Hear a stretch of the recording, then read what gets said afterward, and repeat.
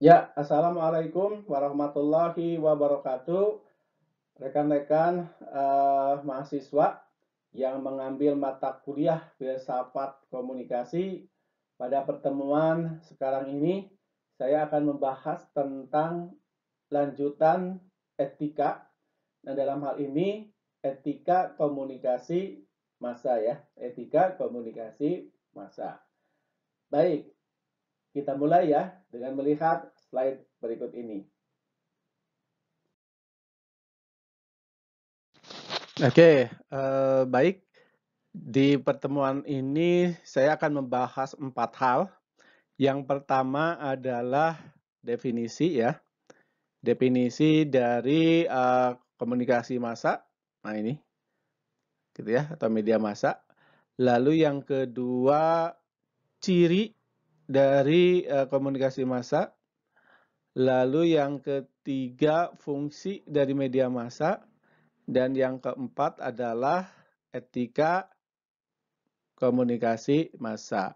Mungkin dari definisi, kemudian ciri dan fungsi itu sudah pernah teman-teman mendapatkan tentang itu. Tetapi untuk reminding ya, nanti akan saya sampaikan juga, tapi secara sekilas gitu ya. Tapi nanti pada pokoknya adalah pada etika komunikasi massa. Ya. Oke, kita lihat slide berikutnya. Baik, kita mulai dengan definisi komunikasi massa, kan gitu ya. Sebetulnya masih banyak para ahli yang menyebutkan tentang komunikasi massa ini, kan gitu ya.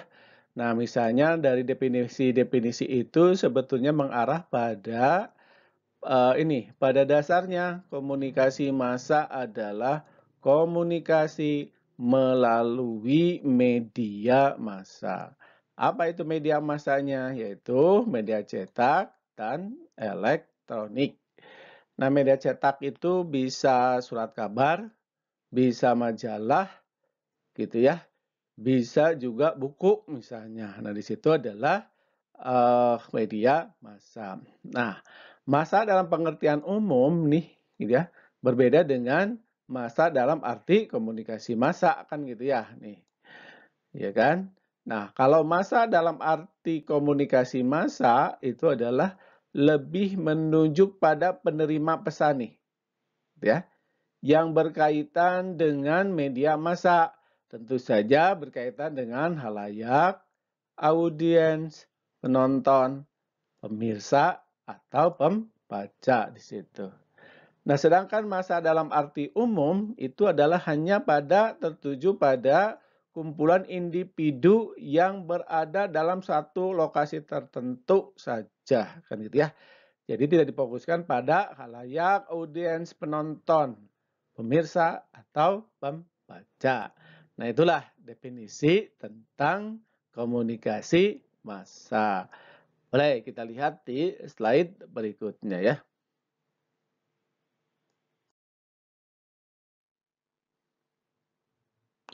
Baik, kita lanjut dengan ciri-ciri komunikasi massa gitu ya. Ciri-ciri komunikasi. Ciri-ciri komunikasi massa yang pertama adalah komunikatornya melembaga. Nah ini. Jadi komunikatornya tidak seorang, kan gitu ya. Tidak dua orang, tetapi melembaga nih komunikatornya melembaga. Artinya apa melembaga itu? Kan begitu ya.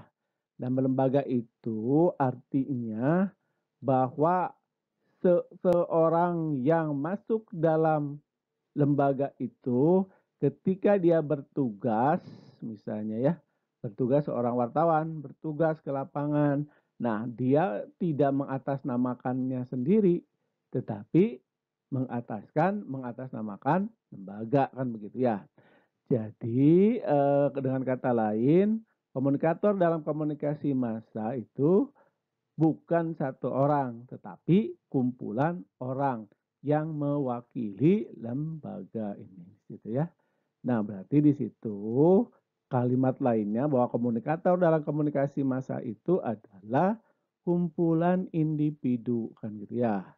Lalu si individu tersebut juga terbatas perannya.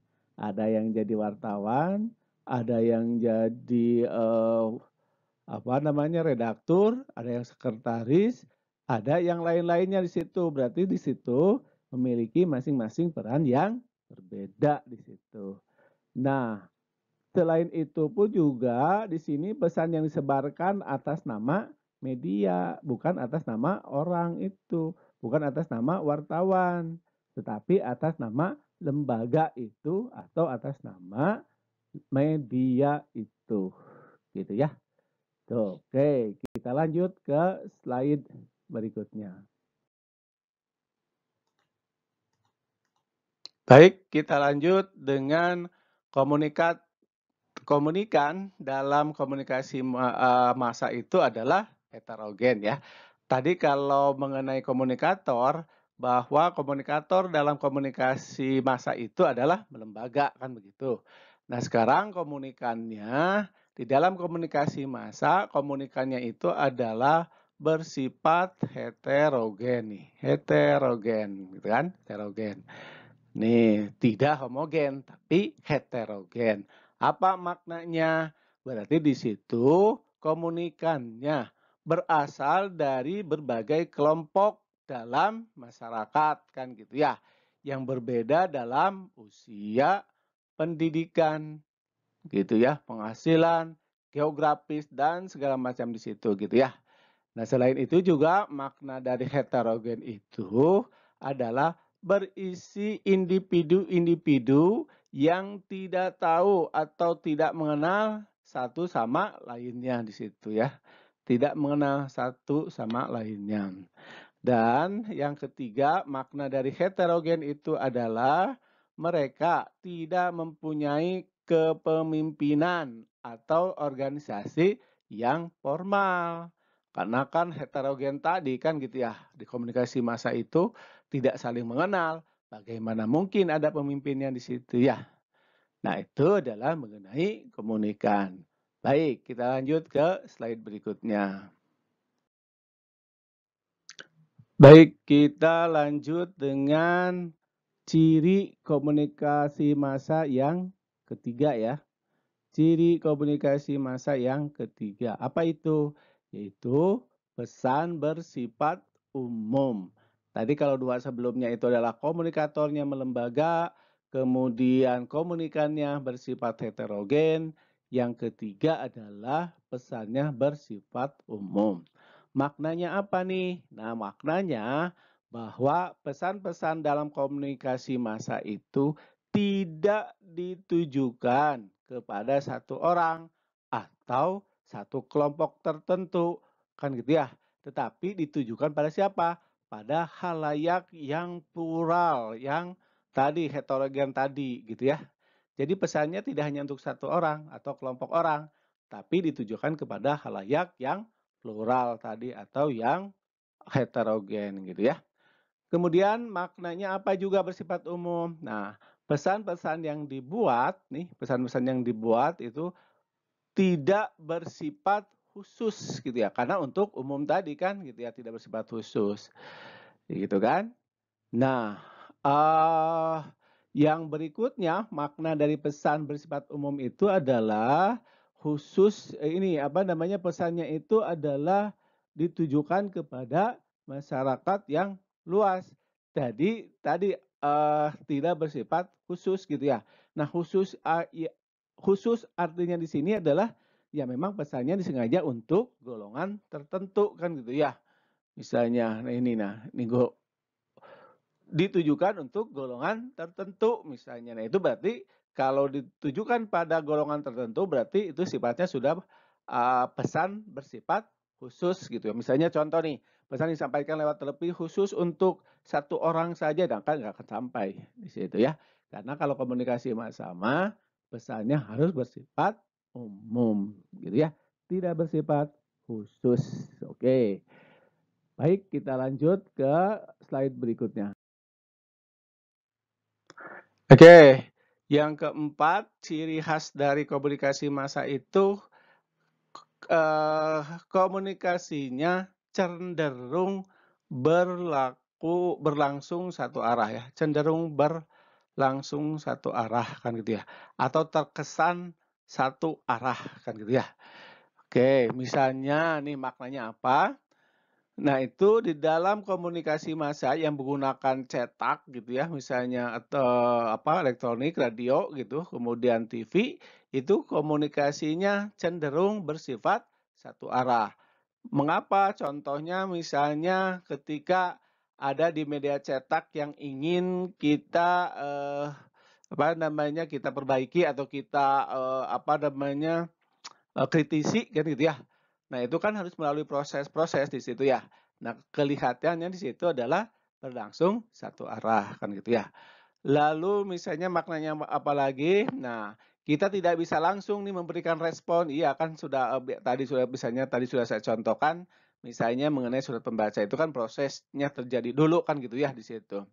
Nah, kalaupun bisa di situ misalnya sifatnya tertunda misalnya ya di situ.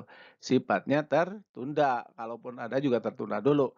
Pesannya misalnya harus dicetak dulu baru hari berikutnya dipublikasi misalnya oleh media cetak itu. Gitu ya. Jadi terkesan komunikasinya berlangsung satu arah. Oke, kita lihat slide berikutnya. Baik, kita sudah menginjak kepada ciri komunikasi massa yang kelima, yaitu apa? Menimbulkan keserempakan, gitu ya. Menimbulkan keserempakan. Dan maknanya apa di situ? Bahwa dalam komunikasi massa ada keserempakan nih dalam proses penyebaran pesannya nih, kan gitu ya. Misalnya Bandung gitu ya, kemudian Tasik, Jakarta yang uh, membaca surat kabar. Nah, surat kabar yang dibaca oleh Bandung, oleh Tasik, oleh Jakarta, itu pesannya sama. Ketika itu di halaman satunya itu juga, di halaman duanya juga begitu sama. Nah, di halaman berikut-berikutnya pun juga sama. Berarti di situ ada pesan yang bersifat serempak. Termasuk di televisi nih, televisi pun juga sama. Ketika nonton jam 7 pagi, dengan yang nonton 7 pagi di Bandung, lalu di Jakarta, lalu di Tasik, di Garut. Nah, jam 7 misalnya acaranya dahsyat, misalnya dia dulu ada dahsyat. Nah, itu juga sama, di mereka pun juga pasti akan di daerah-daerah tadi yang saya sebutkan itu pun juga sedang acara dahsyat. Nah, itu yang dimaksud dengan keserempakan. Nah, tetapi keserempakan di sini juga bukan berarti apa namanya tidak ada, ada kendala juga kan. Makanya di sini serempak berarti khalayak bisa menikmati media massa tersebut hampir bersamaan. Hampir bersamaan maksudnya di sini yaitu yang kita lihat pembagian wilayah di Indonesia itu kan ada bagian barat, bagian tengah, dan bagian timur. Nah, itu kan masing-masing berbeda satu jamnya tuh. Tetapi pada prinsipnya itu adalah sama ininya pesan yang disampaikannya makan gitu ya. Nah, hampir bersamaan itulah yang disebut hampir itu karena tadi ada batas waktu bagian Indonesia bagian barat, ada tengah, ada timur kan beda satu jam. Gitu ya. Oke, kita lanjut dengan slide berikutnya. Oke, sekarang kita menginjak pada uh, ketiga gitu ya, yaitu fungsi komunikasi massa gitu ya. Fungsi komunikasi massa nih. Fungsi komunikasi massa. Kalau tadi yang nomor satu itu adalah definisi, yang kedua adalah karakteristik dari komunikasi massa atau ciri khas, yang ketiga, yang bahasan ketiga itu adalah fungsi komunikasi massa. Banyak para ahli yang menyebutkan tentang fungsi komunikasi massa ini kan gitu ya. Misalnya salah satunya adalah menurut Jay Black gitu ya dan Frederick gitu ya dan Frederick. Apa nih menurut mereka? Yaitu yang pertama adalah to inform. Nah, untuk inform itu apa? Menginformasikan. Yang kedua fungsinya apa? Yaitu to entertain atau memberikan hiburan, entertain ya, hiburan. Kemudian yang ketiga adalah to persuade atau membujuk gitu ya. Persuade, membujuk. gitu ya. Yang keempat adalah fungsi transmisi budaya nih, transmisi budaya. Nah, to inform berarti di sini adalah menginformasikan segala macam informasi yang harus disampaikan kepada masyarakat. To entertain yaitu memberikan hiburan, pesan-pesan yang disampaikan melalui media massa itu berisi tentang hiburan-hiburan, kan gitu ya. Nah, kemudian yang ketiga, membujuk itu berarti dari isi-isi pesannya ada kalimat atau kata-kata bujukan sehingga di masyarakat yang membaca itu mudah-mudahan terbujuk dengan tulisan-tulisan itu, gitu ya, atau pesan-pesan yang disampaikan oleh media massa tadi. Dan yang keempat itu adalah transmisi budaya. Nah, gitu ya. Menyampaikan atau mentransmisikan budaya-budaya tertentu. Karena pada prinsipnya informasi yang disampaikan tadi beragam, termasuk ada budaya. Nah, bagaimana mentransmisikan budaya itu melalui pesan-pesan yang dipublish oleh media massa di situ ya. Itu fungsi komunikasi massa. Apakah ada fungsi yang lainnya? Banyak, silakan saja ya nanti. Oke, kita lihat di slide berikutnya ya. Baik, kita sudah mulai pada etika komunikasi massa ya, etika komunikasi massa. Bahasan terakhir di dalam etika komunikasi massa ini. Karena kan tadi seperti yang saya sampaikan ada 4 bahasan ya. Yang ini adalah bahasan yang keempatnya, yaitu etika komunikasi massa nih. Etika komunikasi massa. Nah, di etika komunikasi massa itu sebetulnya ada 2 etika. Yang pertama adalah etika bisnis nih. Yang kedua adalah etika teknis. Nah, gitu ya. Etika bisnis itu biasanya di komunikasi massa itu atau media massa itu ya, biasanya dipegang oleh pemimpin perusahaan ke bawah gitu ya. Dari mulai sekretaris, bidang sirkulasi dan segala macam di situ. Kemudian etika teknis itu adalah berkaitan dengan masalah etika profesi. Nah, siapa ini biasanya? Ini adalah redaksi di sini ya biasanya, gitu ya. Jadi sekali lagi di dalam etika komunikasi massa itu ada 2 tema sentral. Yang pertama etika bisnis, yang kedua adalah etika teknis. Nah, etika teknis berkaitan dengan masalah etika profesi di situ. Oke, kita lihat nih kedua etika bisnis dan etika teknis ini pada slide berikutnya. Baik, kita sudah menginjak nih ke etika bisnis. Tadi etika bisnis itu adalah bagian dari etika komunikasi massa kan gitu ya.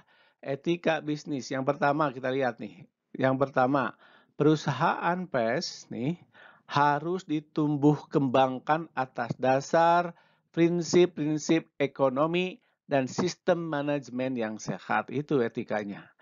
Jadi prinsip ekonomi dan manajemen yang sehat di situ, kan gitu ya etikanya.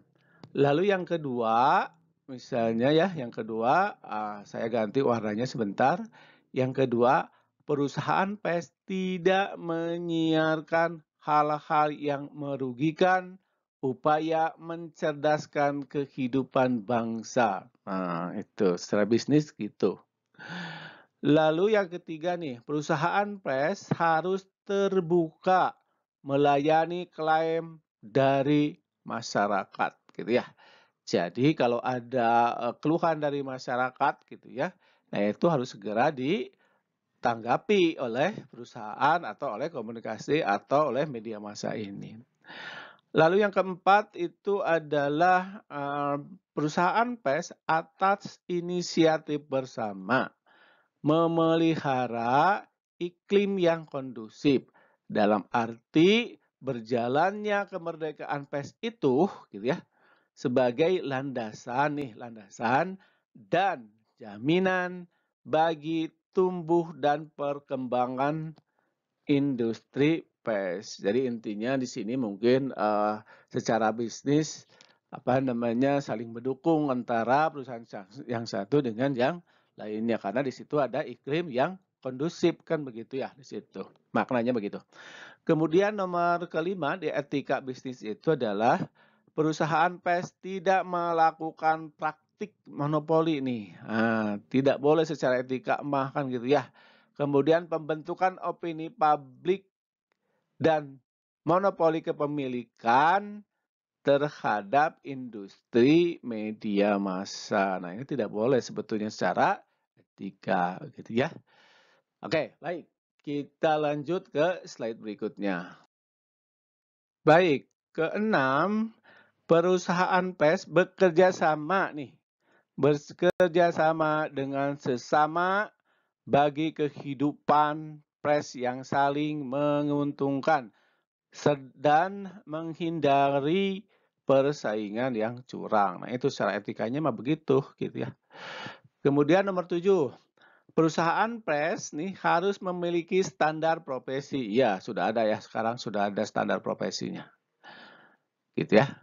Kemudian nomor 8 nih, perusahaan pers harus menghormati tata krama dan tata cara periklanan Indonesia, serta wajib memberikan data yang akurat mengenai profil medianya. Iya, biasanya kalau pemasang iklan kan pasti akan meminta profilnya, profil perusahaan, kan gitu ya. Kemudian yang ke-9 terakhir itu adalah perusahaan pers melakukan hubungan dengan mitra kerjanya dengan jujur. Nah, kalau kalimat jujur mah di mana-mana juga ada ya, harus jujur di situ ya. Jujur ya, paling utama adalah jujur. Oke, kita lanjut ke slide berikutnya. Baik, kita sudah ke terakhir nih di bahasan etika komunikasi massa. Seperti yang saya sampaikan tadi kan ada etika bisnis dan ada etika teknis di komunikasi massa ini etikanya. Nah sekarang di etika teknis yaitu yang etika atau kode etik yang biasa diberlakukan bagi redaksi ya, kaum redaksi karena teknis tadi kan gitu ya. Apa nih? Ya tentu saja berkaitan dengan kode etik jurnalistik nih. Nah, kode etik jurnalistik ini hampir setiap organisasi itu mempunyai kode etiknya tersendiri kan gitu ya. Tetapi nah makanya di sini ada tergantung pada organisasinya. Kode etik yang mana nih yang dipakai kan gitu ya. Tetapi di tahun 2006 itu sudah ada disepakati yang disebut dengan KEWI, kode etik wartawan KEWI, kode etik wartawan. Ini wartawan Indonesia KEWI ya,